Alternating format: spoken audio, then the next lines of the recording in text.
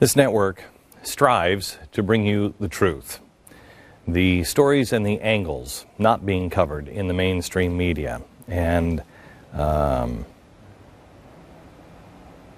not always easy. Sometimes it's simple, as it was with Sandy Hook.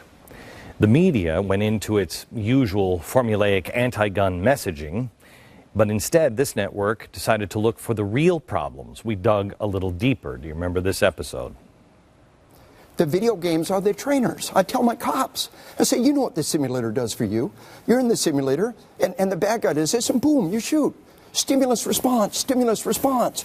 And when the bad guy does it in real life, boom, you shoot without conscious thought. You have done what we call precognitive loading. You don't even have to think. A bad guy does this, boom, I'm going to shoot. Well, they have been in their simulators. The gangbangers played Grand Theft Auto since they were 5 years old, every spare minute of every day, practicing blowing cops' heads off. Across America, we have an explosion of gang violence, and they train from their youngest days with the video games. So we just left one indoctrination, and now let's move to the other. The promotion of violence through Hollywood, TV, and video games gets a total pass from the media. I want to make it very clear. I do not believe in banning television, movies, or anything like that. Just awareness. We are, I think, the only network that is sticking to the truth here on this one. The core of why so many kids and others like them are resorting to such heinous acts. How are kids killing kids now? Lieutenant Colonel Dave Grossman couldn't confirm it at the time, but he's an expert in the field and he knows when he sees it. Now, that was the past. Let me show you the story that while all of this gun control talk is going on, no one is standing on. CBS News has reported, but then it just disappeared, that Adam Lanza, the guy who was the shooter and the killer in the Sandy Hook massacre, had, quote, a trove of violent video games and would actually black out his game room, so the only reality in the room was his TV screen. The report stated that Lanza also wanted to kill more people than the crazed Norwegian guy who murdered 77 people in July 2011. Lanza apparently chose Sandy Hook because it was the easiest target. Of course, it's a gun-free zone, and also had the largest cluster of people. Lanza saw his victims as merely characters in a video game. Hear me clearly.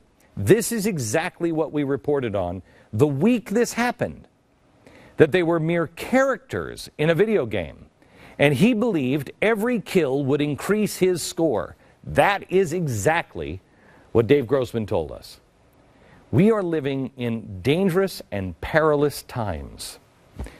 We must do everything we can to keep our family members, our children, and those we know awake for as long as we can.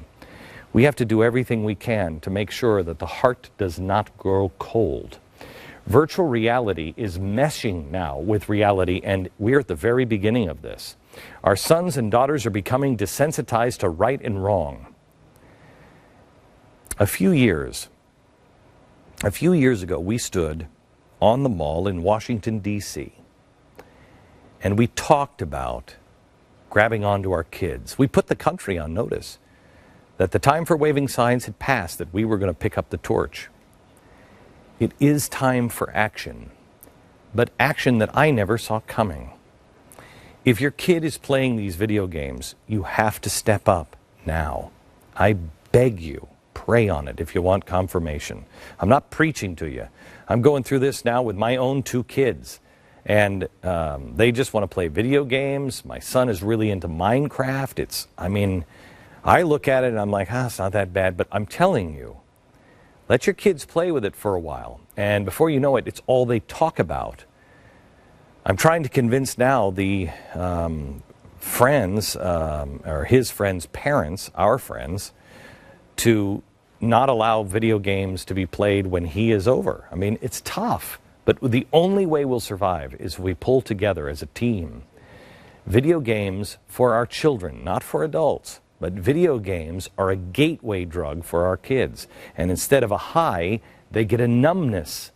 They get an indifferent heart and a mind that cannot tell the difference between fiction and reality. This is medical fact. This is not crazy theory. Growing up, I lived in the Pacific Northwest, and I loved spring because there was just a few days where we could actually play outside. And in those days, we couldn't afford anything but our imaginations. But it was more than enough. I am fortunate enough to have a place now in the mountains where we have just a little farm, and these are a friend's horses, and we just go spend our summers there. And everybody, I'd say the kids, but everybody in the family hates it at first, for the first day or so, because there's no electricity. There's none of any of the gadgets that we have easy access to normally. There's no phones, there's no computers, there's nothing. And everybody moans and complains for a while.